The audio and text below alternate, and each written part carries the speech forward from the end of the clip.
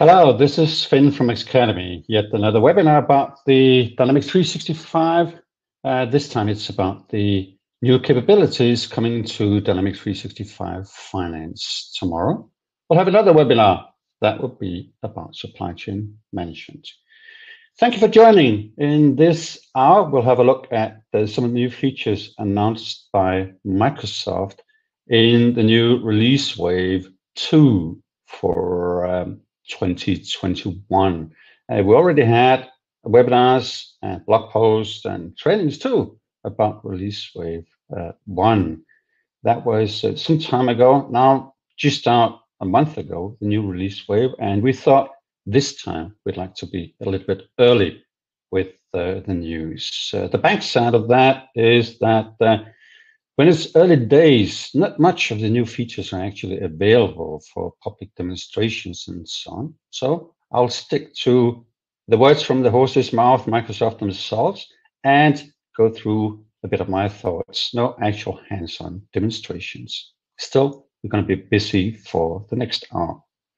I am today in Barcelona. We have our instructors flying out again today in Norway and Denmark and Germany and a few other places, doing all sorts of things, including Microsoft universities and so on. But focus on the webinar now. Once again, thank you very much for joining. We'll have a question and answer session at the end of this webinar. Feel free to pass on your questions in the chat box, and then Alison, who's here to help me today out of the UK, help me with managing your questions and trying to help you in other ways too.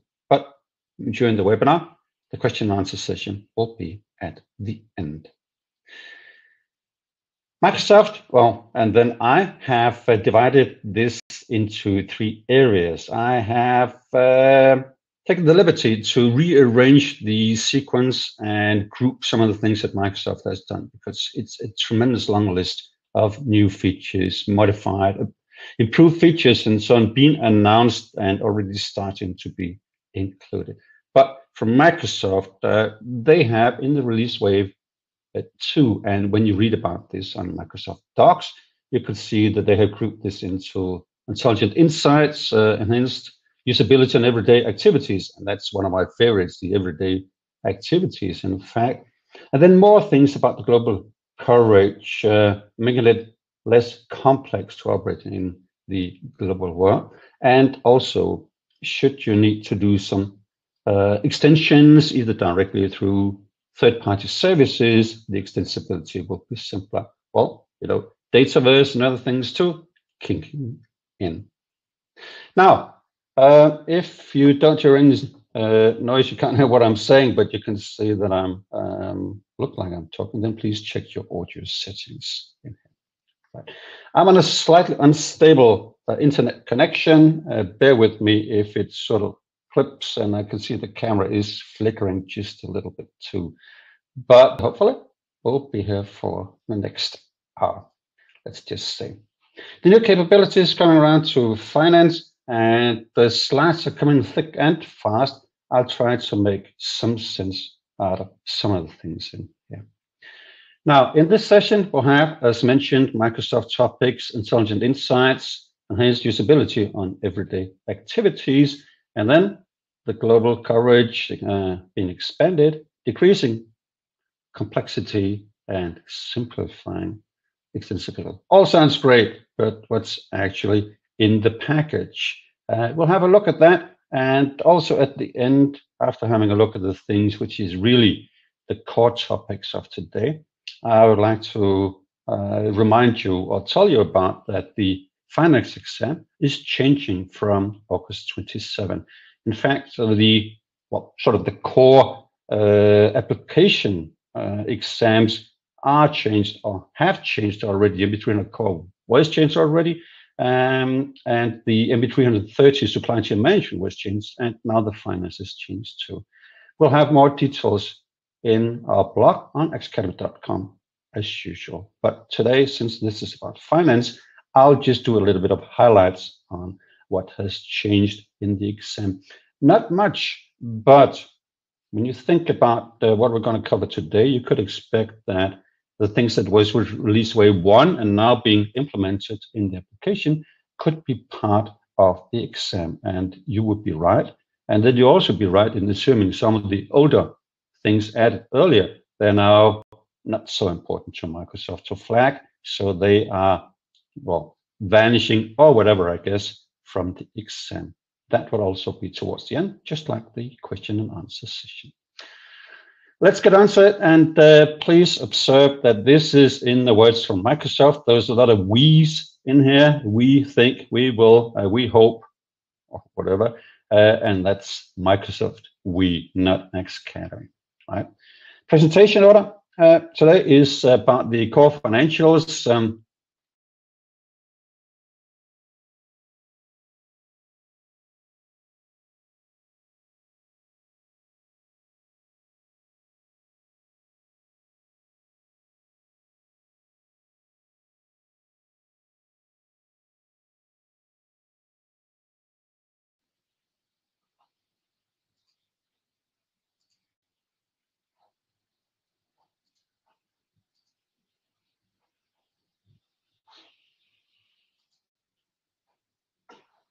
Well, sorry about that. I got a message that I, just like Elvis, I left the building, but well, unlike Elvis, I came back. So hopefully you're still with me. Just double checking over here on the other screen. And see, seems like that you didn't give up yet. Thanks. So core financials, about the enhancements to the core financial capability in here, including preparing customers for a successful year-end close. You know, part of the progress from prior versions, including AXs, acceptors, or whatever it would be, was to help the corporate things, that you would do multiple things, but at the same time or similar ways across multiple legal entities and so on. And now some of the things are coming around to the year-end close as well. Not too much, but it's always helpful, I would think, on that. And also, there are financial insights. Financial insights, some of you would know, has been on the topic list for quite some time. And it's still going to be, I think, for a long time, more things in the reporting, in the Power BI integrations and other things too. On the dashboards, working with the artificial intelligence and doing automated things, including, okay, what do we think about customers paying on time or not, and so on. That was part of release wave 1. It's part of this one too. And the globalization, that's a tough cookie for me to cover because there's so many things in there. You'll see on the list, it's huge. So what I decided to do is to rearrange and group it differently from Microsoft. So I'll show you the original release wave, and then I will group it into what makes sense to me, at least. And then I'll go through just a couple of those ones. The rest are kind of local, right? It's on the globalization thing. So even though it's very interesting, whatever happens, to me at least, globalization from a Danish perspective, maybe it doesn't interest each and everybody. So on the globalization, I'll do sort of the global globalization things, so things that should matter to everybody. And then I would leave the rest for you guys to study or come back the next time where we might do more things about this.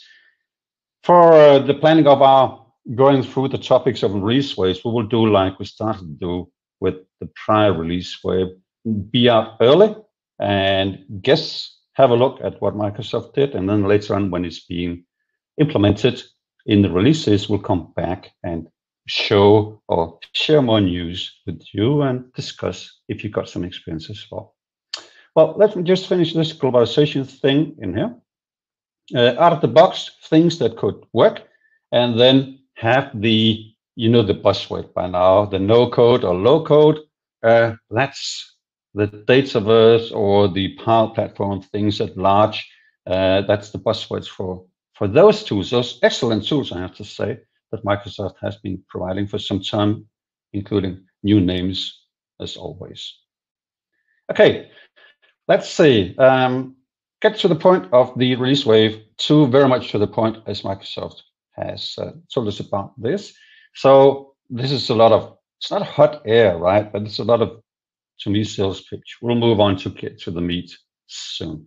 So making it easier to do and work with, and enhances, empowers users, and all that stuff. You can read the slides yourself later on.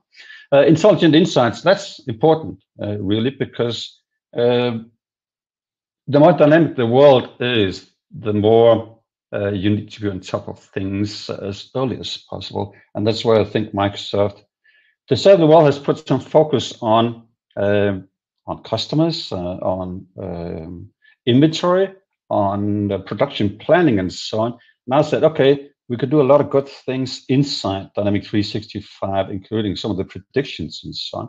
But some of the things we do pretty heavy. So let's be able to move to somewhat external third-party services or whatever to do.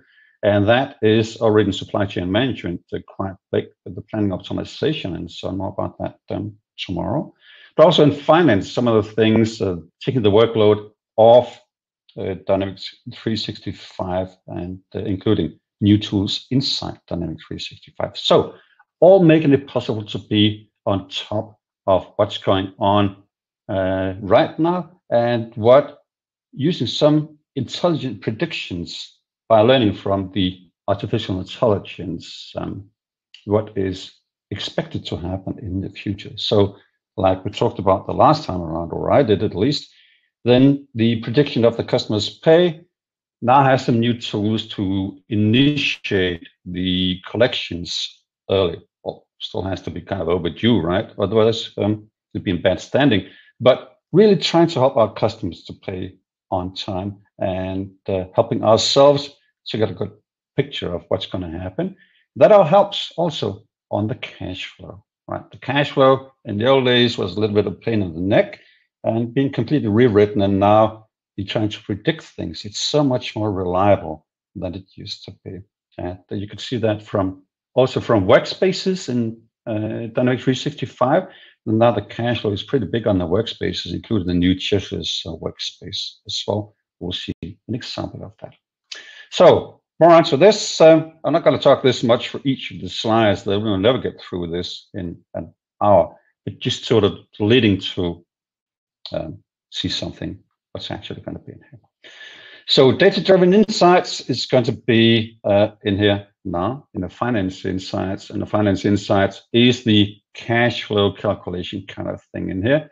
Predictive results, as mentioned in here. So out of the box, machine learning, a much abused word, but basically trying to help us. Yeah. Right, customers going to pay, and forecasting what the budget should be. I'm looking forward to use that in real life, because budgets and budget planning is very time consuming. And how can it help me on that? Well, that's going to be big. I really think so. Okay, let's just move on to the final of this overhead slides in here, what it's going to be. Putting some automation in here with fixed assets. Also, year-end close, I mentioned that there was going to be some extra things to it, and financial dimensions. And maybe then you think, how can I make financial dimensions easier to use? Well, as you'll see later on in the details, a lot of our customers that do imports with financial dimensions, they create non-existing financial dimensions on the fly based on the import. And every time you do things about financial dimensions and change those on the account structures or whatever it's going to be, you could be off for a cup of coffee or whatever before things get updated. So improving on, especially on the import side, because when you import, you've got loads of data coming in. That has been important to Microsoft, and now it's getting here with a service for that. Okay, and then the global thing, this is where I will break it into groups, slightly different from what Microsoft has done in the list. And then I'll focus on a couple of things, which is more overall global tools. And then I'll leave the country-specific things for you to read apart, whether it's for the Italian invoicing or the Saudi Arabia localization or whatever it's going to be. Interesting to some, but the global things would be interesting to everybody, I hope. Well, that was my idea. So, the tax calculation, how many has been working with that? It's huge, and it's being expanded. So got a few details about tax calculation at the end. Tax calculation is not new. It's been improved this time around, and it's been extended with a lot of things. But the feature itself, if you have worked with that, perhaps you could start. It's included in general availability from 10.0.21, I think it is. And that means it's basically here right now. So I think you would need to know about that. It's really good, and it's getting so much better. Much requested in the old days for a lot of the kind of the localized tax calculations and the global things, which could be fairly complex. And you couldn't always build that in good old Acceptor or AX, and not even in Dynamics 365, including sharing tax codes or tax calculation across multiple legal entities. It's not. It's in. The presentation order, core financials, financial insights, and the globalization. And for the first two, I'm going to do at least mention the topics that Microsoft has mentioned and present sort of the business values as well that Microsoft thinks it would be, maybe having a couple of comments in here. So it's not that I'm going to do a lot of details, each and everything in here, but I have listed each and everything for all three. And then for the first two, for the core financials and for the finance insights, they'll all be here with sort of what's going to be in here for me. And then the globalization, I will have them all listed. I will regroup. And then for a couple of the global things, so to speak, I will be in further details. So for the core financials in here. In this, additional things as mentioned already, and helping the customers for the year-end close. The year-end close setup is going to be split. And well, let's get on to the details of that. When it's going to be available, these are the topics that I will detail later on. So just an overview of the topics and the date where it is expected to be generally available. I've mentioned a few places the public preview, but that's only when Microsoft has not mentioned the general availability. And remember, this is the plan right now. So well, one voucher usage, you can see pretty much yourself. Posted depreciation in the same period twice, collection activities, and then things about the lease, which I'm not going to mention much about. Financial dimension service, the one I mentioned to you, is going to be a huge time saver for a lot of customers. I think year-end enhancements, including the configuration being taken off the page where you work. So hopefully there'll be hope for some of the other places where I've done some nagging previously about including on the same workspace or in the same page you set up, you schedule, and you work with it. I think that's a bad mix, and that's why I like the things about the setup of let your year-end procedures not being taken off and put into a separate setup page. More about that later on. Asset depreciation, positive asset depreciation, not appreciation, but positive depreciation, and ledger settlements for those into that detailed work in general ledger. Now we get to the list of the things that we have from Microsoft, and you can find this text. I don't think I have done other things than just commenting, highlighting, putting things in yellow in a few places. Otherwise, this is from the horse's own mouth. So you could read about it on Microsoft Docs under the release wave. So in this, the business values and the feature details, this is about that. What could it be for you?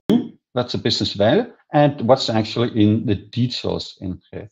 So on the fixed assets, there's a couple of things in here about the fixed asset. To me, fixed asset is one of those modules that have been working nicely for quite some time. Now there are things coming in with leased assets and asset management and other things too. I think it's been working fine. We've got the secondary currency in fixed assets too, and so on. But there are still details which could help. And this, to me, is one of those fine-tuning details in here that this. Okay, so when you're splitting or whatever you could do on a fixed asset, breaking apart, separating the building and selling off some of the things in here, the one voucher thing could be a nuisance. Prevent the depreciation to the same period twice. For those of you working with the fixed assets, you would know you could get the depreciation proposals, and now with recent versions, even automatically just set it up once and shoot and forget. Really nice, I think. If you do that, of course, you will not have depreciation in the same period twice. If you do manual things, when you do manual things, you can do a lot of things.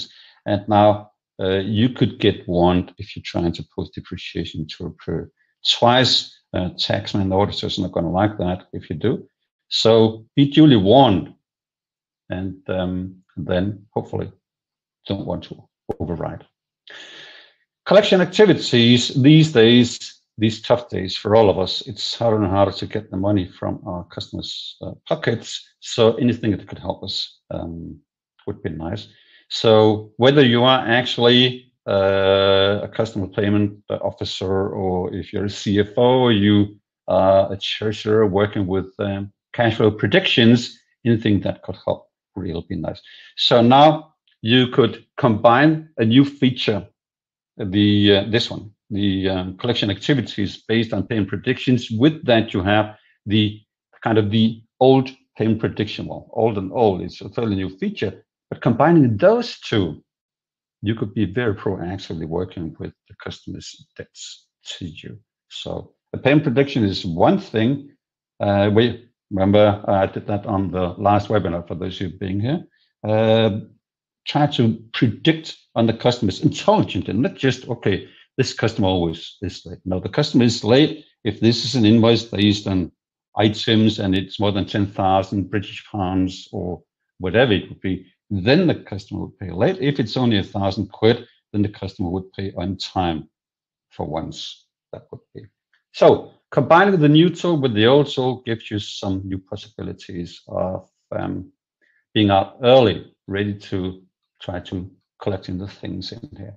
Something I'm not going to do much about is about the small features of, okay, now we transfer the ID from one place to another one. Hey, great, but it's not a big thing, really. And the same thing with the service life from asset leasing to fixed asset. Hey, this is just a small thing to me. Nice, but just a small thing, right? Edit the journals in here if you've got some information coming around. This is integrated, right? That's why we like to pass the fields on. When you have some assets being purchased or leased through purchase orders in vendor invoices or whatever, you like to be able to perhaps edit things being created automatically in the journals in here. Some of the things can be edited, not all, because some of the things came from the original invoices, and definitely you didn't want to edit those. But there might be some descriptions, there might be something about sales tax, which is a topic we're for sure coming back to, or other things as well. So kind of clever editing in this topic, I would say here. And then the financial dimension service that I mentioned to you already, I think this is big. This is big for customers who do the importing of transaction from some other systems like web services or ship operating or whatever it would be. A lot of things that happens during the import will be validating the financial dimensions, and then one way or the other that you would need to create those on the fly, either directly or going through an approval process or whatever. But the fact is the financial dimensions updating through import could be time consuming. You know, if you do it manually, it's just say wait and wait and wait, depending on what you do. If you tamper around with your account structures, you know, it could take ages, and same thing with the import. So now help being added to do this much faster in here. So importing data with financial dimensions requires validation. and possibly also creation, and of course, validation of financial dimensions not existing inside the current data, and that is time consuming. Now, with the new service, it's going to be less time consuming. How much? I've got a clue. Haven't seen it working yet, but I'm certainly looking forward to it. I've got lots of customers who could use this, I'm sure. And then the general ledger enhancements. I'm very much into making things easy. You know, you do the same, whether it's being set up for multiple legal entities, or every time you do a thing about the financial period close or whatever you do. I'm very much into making things easier. So this is, even though it's not huge, I'm a fan of this. So giving you more control on the year-end procedures, including being able to do that. So there's quite a lot of details in here. So I've got a couple of things on the next slides in there, just for once. It's not because I'm a big fan. Well, I am, but it's not because of that. There's just a lot of things to tell about it. So let's see the feature details on the next slide in here. So what's going to be taking this to a new setup page. I'm all in, right? Don't mix Microsoft there, please. Don't mix the setup and actually scheduling and rolling out. I think I mentioned that before. Right. So now the new setups in here is going to be consistent with some of the other things that we have seen already, which even Microsoft thought was pretty good. So rolling this over, I expect this to happen in other setups as well. The things about the enterprise procedures. So you basically, if you're allowed to work on one screen on behalf of multiple legal entities working on the enterprise, it's so much better that you can just do it in one place instead of having to either copy or do some other more or less tricky things. So I'm all favor of this one, splitting the setup to a new setup page, and two, making it enterprise-wide for even for group of legal entities or whatever you'd like to do. I like that, really.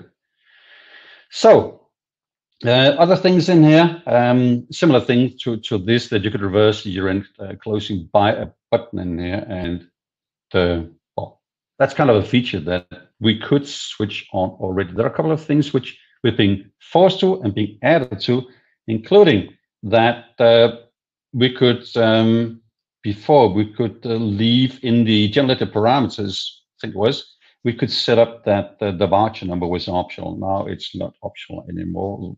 Student transactions without a voucher number, I don't know, but now it's not possible anymore. And also a new thing in the balance sheet dimensions, you can now specify financial dimensions similar to what we've always been able to do in profit and loss. Now in the balance sheet, you could specify more in details. Basically, before we would just say, yeah, pass on the financial dimensions to the balance accounts when we close. There's obviously nothing in the profit and loss accounts. We do the settle transactions, but now in the balance sheet, you could do the kind of, you will be able to do the same setup as in profit and loss. Positive asset depreciation, can't say much about that, but there's one thing that, if I understand this correctly, you have to be slightly careful about that. And that's what I've highlighted at the last part of this list in here. I read this as if you want to use the fields about net book value higher than the acquisition price and allow negative net book value in here, you would need to allow positive depreciation in the feature management. I'm not sure if I understood this correctly. I'm trying to find more and ask Microsoft about that. But this is what I understand from it right now. And then I'm not sure if I like the idea.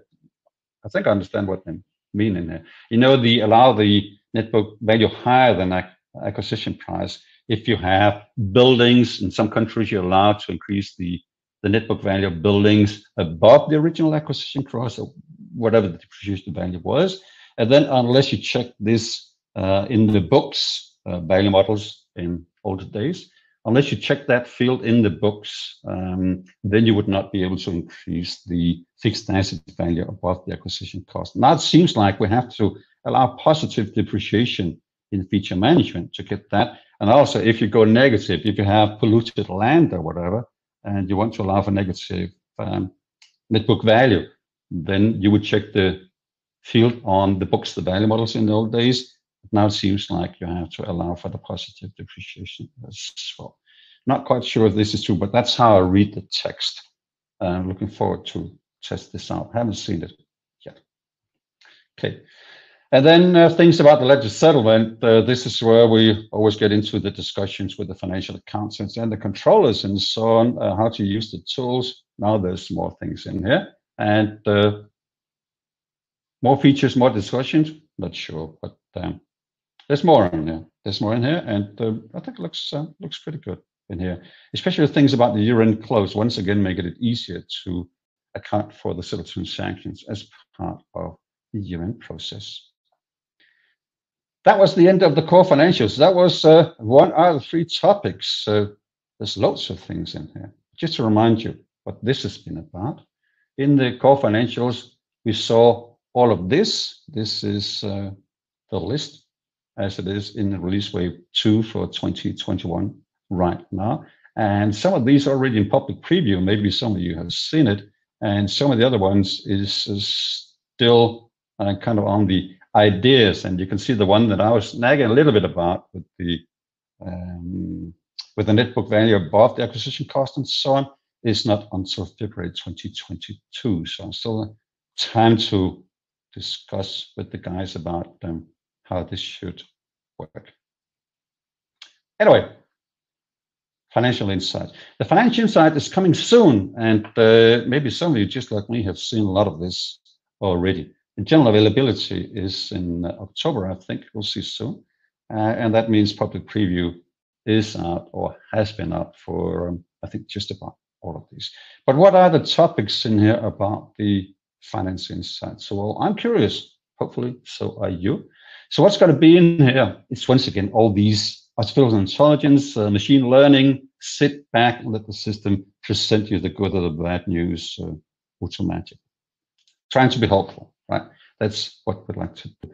So we would like the system to predict, to help us with the things that it can, leaving us to do the tricky things, actually do the calls to the customers or to the bank or division managers or whatever we need to do. Cash. A lot of things about cash in here, especially these days, people are in a tight position, very much depending on which country and which industry you're in. But the more help we could get from the system is better. Good days and bad days alike. So what's going to happen in here? Custom payment predictions now finally general availability, been on previews and been in here preparing things and so on for quite a lot of time. Get external data, like smaller things like the actual bank balance or wherever it would be. That's just a simple example. Forecasting that same bank balance in here. Intelligent budget proposal. Now, I'm looking forward to work with that with customers too, because there's always a lot of discussions about the budgets, the positive and negative and the realistic ones. But getting the budget proposals mentioned also during the release wave 1, also the new things about the storytelling that you could do for budget planning and so on. There's a lot of things happening on the budgets. But when we then get to the exam updates, at the end of this webinar, you'll see that the budget topic is less at the exam. Oh, just wait. Okay, the Treasury Workspace. Treasury Workspace is, I've got a slide with that, just a snapshot of that. Basically, cash flow predictions in it. Could be called something else, but this is what it's called, Treasury Workspace. So let's just see. Just a few buzzwords in here. Custom payment predictions we have done before on prior webinars. I think I've even done a blog post about it, I can't really remember. But this is about likeliness for the customers to pay based on things that the customers have told you, based on your experience, based on the data that's in the system. And that's where sort of the system shines, that the artificial intelligence can calculate and present a lot faster than most of us could do, even in our much beloved Excel spreadsheets. So try to help calculate very quickly, and then including customer promise to pay on this date or whatever it will be. So we've got actual dates in here. Okay. So when will it be paid? And could even be including sales orders? You know, on sales orders, you got the expected or promised, confirmed ship dates, and you could predict when it's going to be invoiced, not invoiced yet. That could be included in the cash flow calculation. You could do that earlier, but it was kind of highly, well, not quite reliable, let me put it that way. Now there's much more intelligent things happening in here. This is one of the ways you could see about the custom pin predictions in here. Some of you have seen a similar one before. We can't see a good thing too often. So this is basically where I can see for the various invoices or sales orders or whatever it is. You can see some of the things on the list. Doesn't even have invoice number. Could be a payment. Could be in other places too. So when is this going to be paid? And there's not an extremely high on-time probability. It sits well with my experience from real-life situations. 48%, that's not too bad. And the other ones are like 2%. So once again, trying to be helpful in here, trying to be helpful based on the facts that you have learned and then tweaking the things around. So it's not that you have to live with Dynamics 365 predictions. You can add yourself a custom promise to pay and whatever it would be. This, I really think, is great. There's been so many good things added over time, starting already in AX 2012. I think the best thing starts to happen. And now so many good things, including on the workspace, where maybe you never leave that workspace, where you have a look at the customer credit and collection stuff, including things about the activities and the payment predictions and so on. I think this is great functionality. Get external data, enter or import, as mentioned briefly earlier on. So you can have things from your bank system or whatever it would like to be, Excel spreadsheets too, if you want to.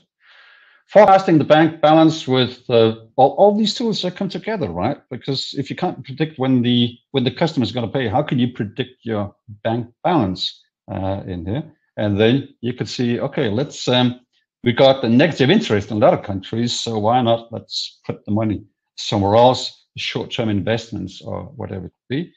But you really need to be comfortable with the predictions in the cost of payments, as we saw, and then also have, okay, I trust by now that the forecast of the bank balances are okay. You never know what's going to happen actually, but with these forecasts in here, let's take some money from the bank accounts and place them in short-term investments or whatever it would be. Okay, intelligent budget proposals, talked about that already. So you can have a new budget by having a look at the old ones in the line-by-line budgets for each of the departments with the history and so on. Right, a lot more in this. Have to switch it on, and then you could include draft budgets or whatever it would be. I like intelligent. That's a good sales point for me, and looking forward to make it even more clever because you still got your own things that you have to do. The Fisher workspace, not much to be said about that. I think apart from this is where you can have a look and see what's going on from a cash perspective. All the necessary elements. Yeah, snapshots and other things too. And that's where I saw on this workspace some things that I would like to be included in other workspaces. Hopefully it's coming. I haven't seen it yet. And what I mean is the button in the upper right-hand corner. Maybe you could see it, the new snapshot thing here. One of the things that on the custom credit and collections overview, you're working with snapshot. For those you working with that, you know, you have to either configure automatically to update the snapshot, or you have to push a button and get a snapshot on all group or just a single customer, which could be done directly on the screen. Basically, I would like this functionality sort of being highlighted in here, that there is the opportunity to do a new snapshot. Just a small thing, but if you're working with a snapshot and you don't know it's kind of old, which a snapshot basically is immediately, then you're not duly warned that this might not be the correct position. Back to the actual workspace, the cash flow forecast or treasurer's workspace in here. And then those of you who've seen at the top left, you've seen a lot of legal entities. You could throw, based on the fact that you can see this across multiple legal entities. In fact, right now at the bottom, you can then see displayed in system currency, accounting currency, or whatever you call it at your place. You could then see the value at a given date in here every week, or whatever your granularity is. You can then see what it's going to look like from the 29th of August or the 17th of February, or whatever it would be. I really like this, and also the ability of very quickly flickering some of the things in here to different currencies, different granularity on a quarterly basis. You could have different legal entities, groups, or whatever you like to do. So there's every opportunity for the treasurer or the cash flow manager or CFO, whoever, to get instant picture. And that's why I always sort of flog the workspaces to work harder for me, because I really think, not all my colleagues agree with me, but I really think workspaces is a key to productivity in Dynamics 365, and especially since you can modify them yourself, why not make the most of those? Much to my amazement, I still got customers who don't fancy them too much. That's not my fault, because well, maybe I talk too much about them, but I think workspaces are really great. This one too. Enough advertising, end of jingle, and the kind of end of the finance insight things in here. What did we actually see? We saw things about the custom payment predictions and other things, and see they're coming soon if they're not with you already in the public preview. So is nothing more coming?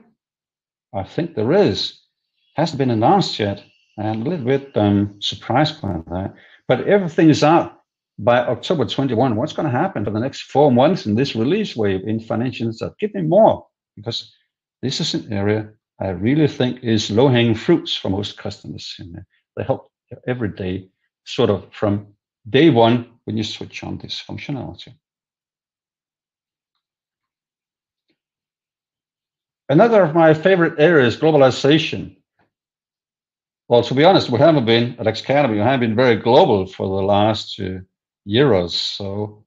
Just about, well, 95% of all our business happens outside our own countries. And when we haven't been able to travel, I know, Zoom, Teams meetings, and live online courses, all fine. We've got more live online courses coming, of course. But the travel thing is was always big for us. And now, finally, from August, we've been traveling again to a lot of countries. And that's my initialization of the globalization thing in here. This has got nothing to do with travel, but the international things with the sales tax, with the reports, the invoicing, and so on, is huge with our customers. Enterprise, a lot of customers, they have lots of different legal entities in lots of different countries. So they need things to be as smooth as possible, from sort of the smaller things about setting up customers and vendors and a global chart of accounts, and then to actually doing things about shipments, transportation management, and invoicing, sales tax, and so on. The globalization thing is in this list, as you'll see soon, is to me 2 things. But let's just see first what Microsoft had to say about this. So just about language translation, well, that's the easy part, kind of. But the compliance with country-specific regulatory requirements, tax, business document layouts, banking, and lots of things being added already, and more things coming this time around. So 2 major areas, detailed on the next slides: global expansion, sort of more countries being covered with local requirements, and no-code, low-code globalization. Not just PowerPoint, Power Platform, and the database, but services and other things too, let's say. The global expansion to me is that we include more country-specific functionality, Russia, India, Indonesia, and so on. And then for the globalization services in here, there are things about the tax calculation service. I mentioned that already, and I would like to point you in that direction later on. The tax calculation service is the huge thing about going external and then being able to configure across multiple legal entities the same sales tax codes and lots of other things too. Details coming up with the additions, and then I'll just wrap up with this slide about the tax calculation service. If you haven't seen it and you're working with a global enterprise, I would strongly recommend you to have a look at that. It's now generally available from 10.021, as mentioned. Part of the globalization is also to include electronic invoicing service. In some countries, we've been using electronic invoicing, not in 365 as a tool. And in some countries, including my own, Denmark, it's a requirement. If you want to invoice public sector, you have to be on electronic invoicing and so on. So there's been a high demand for this to be added, now being in, I can't remember, 50 countries in the world, and 50 countries, I think it is, in Dynamics 365 soon. Same thing with the sales tax reporting being electronic and so on. So let's just see. Now, I'm not going through this. This is just a list from Microsoft, and you can get a quick overview of that. I have regrouped this, and then I think I got 3 slides or so, where I tried to put them in what I think is a logical context. So something about the tax, something about reporting, and so on. Let's just see. So this is a list from Microsoft, and then I think this is, well, more useful with the next things in it. So globalization overall to me is more countries, more country functionality. So Indonesia in here, and then in details, where can we now do the electronic invoicing already in some countries, and now it's being added first, some more about the database integration, and then which countries are going to be in here. And I put in here in the public preview because Microsoft mentioned that specifically in the notes for the release wave.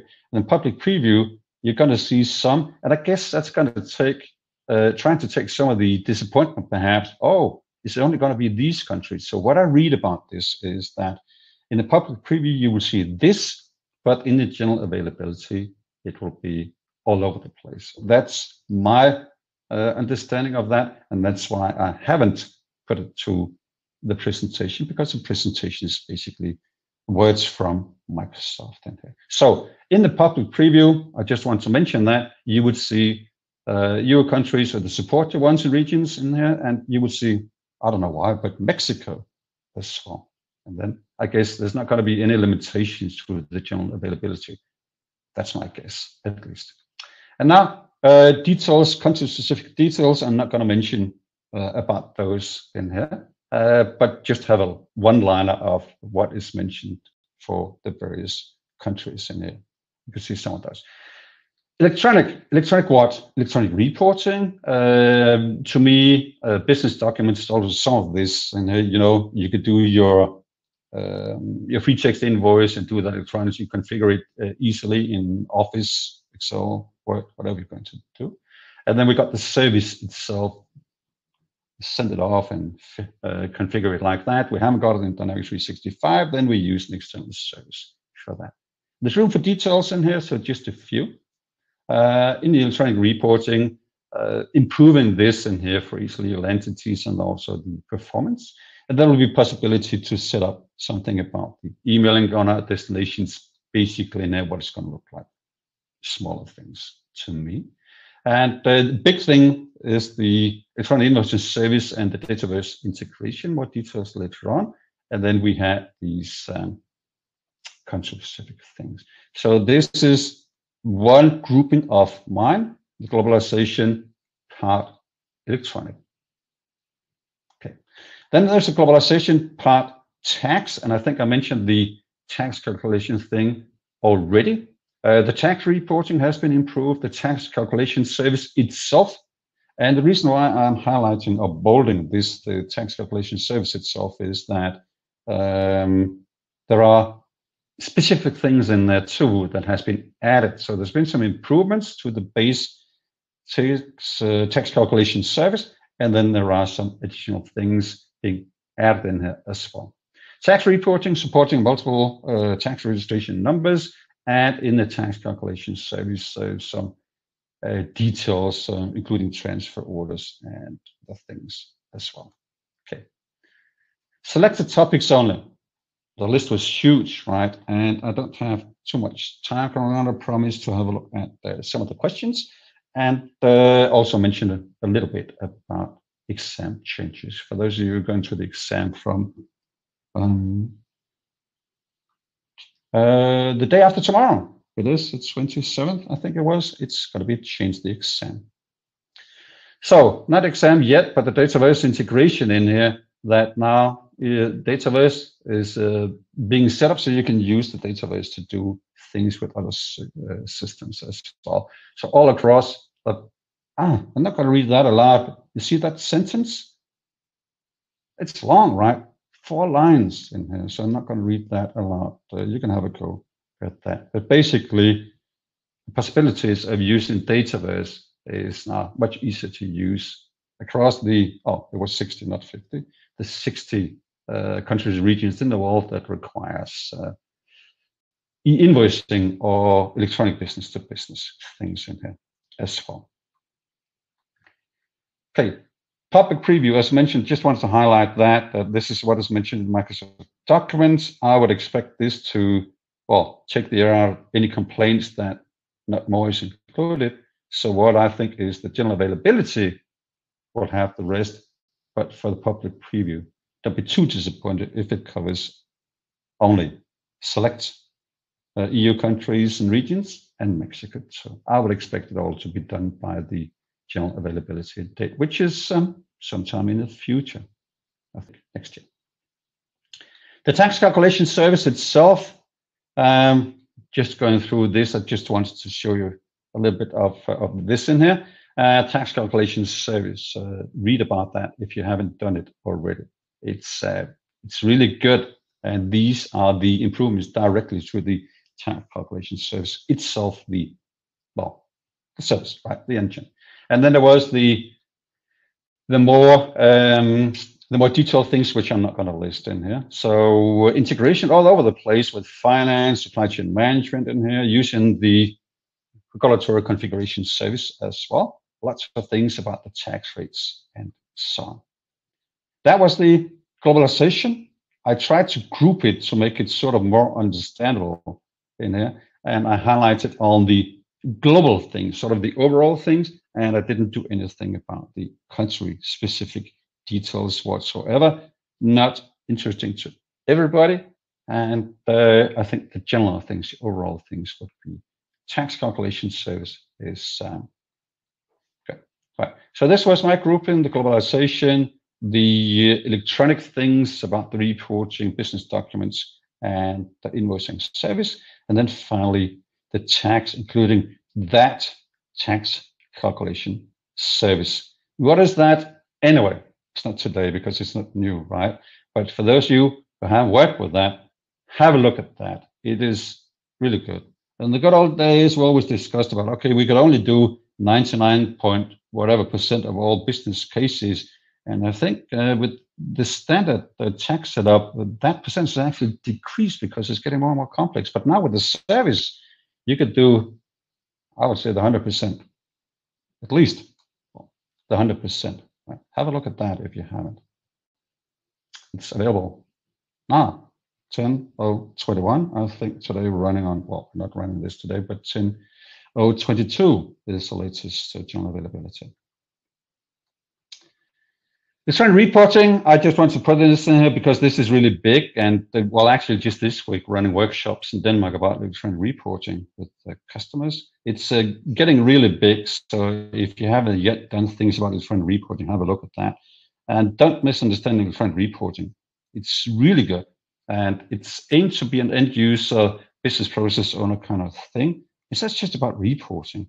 It could create files. Reporting to me is, okay, this is kind of a fixed kind of thing, but it could do files based on the import, export, modify, whatever. It's not today. Exam changes, and in the exam changes updated, well, going to be updated on the 27th, the day after tomorrow.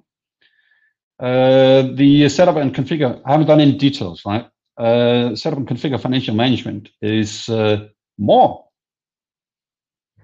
So this is even more kind of consultants or internal ERP teams exam, not planned for the end user to do the exam. So a lot of setup and configuration, up to 45% increased, 5% on that. Decreased on the accounts payable. And I think the accounts payable has decreased because priorly Microsoft could include things about the travel expense module, which was new at the time. And you know, when Microsoft does something new, they want you to know about it at the exam. So this is decreased slightly, and even more so with accounts receivable, where the revenue recognition was the new guy around the last time around, and there were things about credit collection too. So this has been decreased 10%. I'm pretty surprised by that because I think this is really important topic. But well, you never know. The old topic, group, whatever, managed budgeting and fixed assets has now been split into two, and that does explain why budgeting is now, well, 10 to 15, because fixed asset is 10 to 15. So in total, the managed budgeting and managed fixed assets is up from 15 to 20% to 20 to 30%. And once again, I think that reflects that the new things that came around with the prior release wave is now out there, and Microsoft wants you to know about that. Okay. That was it. While you're just having a look at our offering here, I will have a look at the chat, see what questions will be in here.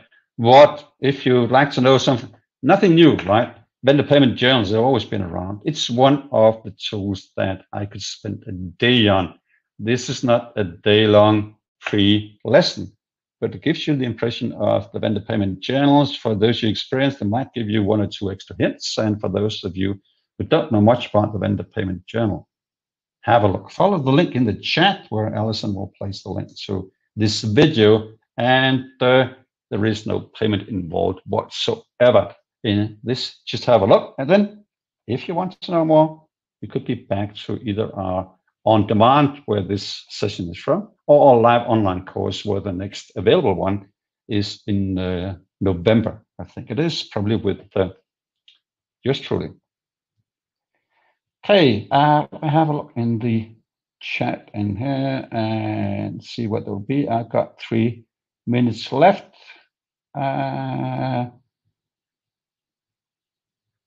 So group VAT returns to be provided is a question in the chat sent to me privately, and publicly I can say I don't know yet. Sorry about that. And a couple of ones sent privately, I think I would answer those directly. So there was a lot of things in here, and that could be the reasons for being a fairly limited number of questions in the chat, which is of course sensible because it's an overwhelming list and we didn't do too many details. Tomorrow we will have a webinar. I will have a webinar with supply chain management. It was originally announced that Andreas was going to join me, Andreas Lutschak. He is busy. I wouldn't say unfortunately, because it's always good to be busy. So I'll do it myself. So if you can stomach another hour with me, I'm here kind of the same place tomorrow. You haven't signed up yet. It's on our website under the webinars, where you can see historical ones, revisit those, and you can see the news ones announced in here as well. Okay, that was it. People are out for other meetings. I don't blame them. I'm out for other meetings as well. Enjoy your day wherever you are. This was Finn from AXcademy out of Barcelona. I wish you a pleasant day. Thank you very much for joining this webinar.